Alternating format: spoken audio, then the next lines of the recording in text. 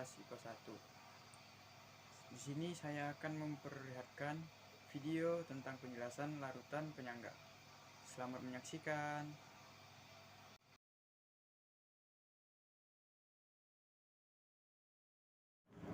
Apa itu larutan penyangga? Larutan penyangga adalah larutan untuk mempertahankan dan menjaga keseimbangan asam atau pH. Larutan penyangga ini merupakan larutan yang pH-nya tidak akan berubah sedikit pun meski ditambahkan dengan air. Selain itu, meski ditambah asam atau basa, pH-nya berubah sedikit atau tidak berubah secara signifikan. Kemudian kita masuk ke sifat larutan penyangga. Larutan penyangga atau dapar ini, bahasa Inggrisnya adalah buffer, merupakan larutan yang pH-nya tidak mudah seperti yang slide sebelumnya itu, yaitu dia dapat mempertahankan pH-nya dengan menambahkan sedikit asam, basa, atau pengenceran. Larutan penyangga ini terbagi atas dua bagian atau dua jenis, yaitu larutan penyangga asam dan basa. Di sini kita bisa menggunakan pembeda atau sifatnya, pembandingnya. Untuk yang pertama itu berdasarkan sifat.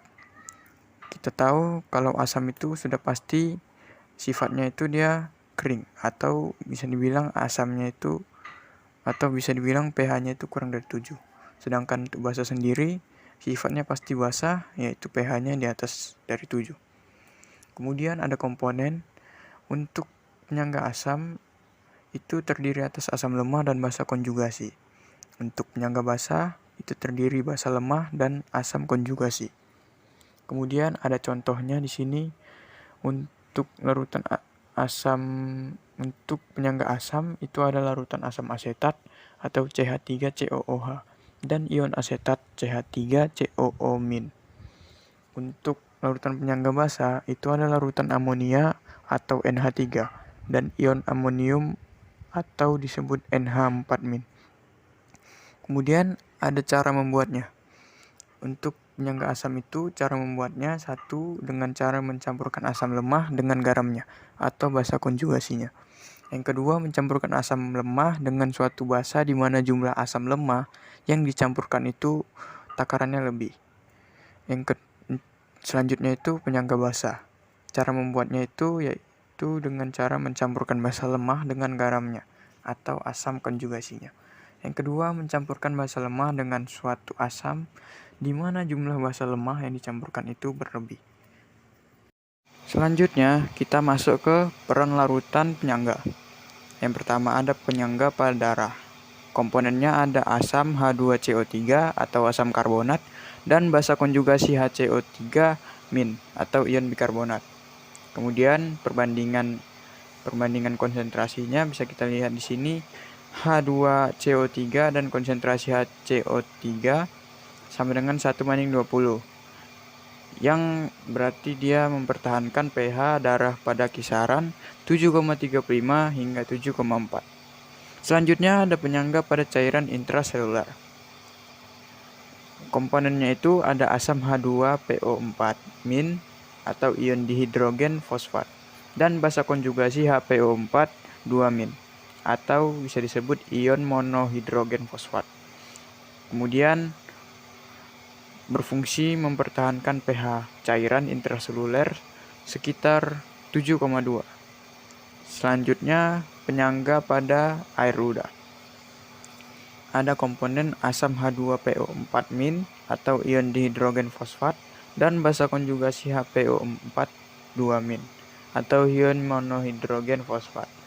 Berfungsi mempertahankan pH area mulut sekitar 6,8 dan juga membantu menetralkan asam yang masuk ke dalam mulut yang bisa berakibat merusak email gigi. Kemudian ada peran lainnya. Prinsip larutan penyangga banyak diterapkan untuk mempertahankan pH pada industri makanan dan obat-obatan. Kemudian pada pembuangan limbah industri, pH limbah ini juga harus benar-benar diperhatikan agar saat dibuang ke tempat lain itu tidak menimbulkan dampak yang negatif bagi lingkungan sekitar yang bisa berakibat membuat lingkungan sekitar itu menjadi tercemar sehingga menimbulkan lingkungan yang tidak sehat. Selanjutnya kita masuk ke cara kerja larutan penyangga. Yang pertama itu larutan penyangga asam. Misalnya kita ambil contohnya itu CH3COOH dan CH3COONa. Nah, jika ditambah dengan sedikit asam, maka ion H+ dari asam yang ada itu akan bereaksi dengan basa konjugasi. Nah, kita harus tahu dulu nih mana basa konjugasinya. Nah, dari ion-ion yang ada di atas itu bisa kita ketahui bahwa basa konjugasinya itu adalah CH3COO-. Sehingga dituliskan reaksinya seperti di bawah ini, CH3COO- plus H+ menghasilkan CH3COOH. Selanjutnya itu, jika ditambah dengan sedikit basa, maka ion OH- dari basa akan bereaksi dengan asam lemah. Nah, asam lemahnya itu kita tahu bahwa CH3COOH, sehingga akan menghasilkan reaksi CH3COOH plus OH- menghasilkan CH3COO- ditambah dengan H2O. Selanjutnya kita ke larutan penyangga basanya. Kita ambil contohnya NH3 dan EH4Cl.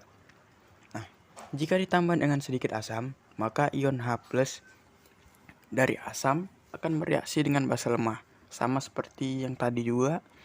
Namun di sini kita mengambil contoh yang berbeda dengan sifat basa. Nah, basa lemahnya itu kita tahu NH3, sehingga menghasilkan reaksi NH3 ditambah H positif menghasilkan NH4 positif.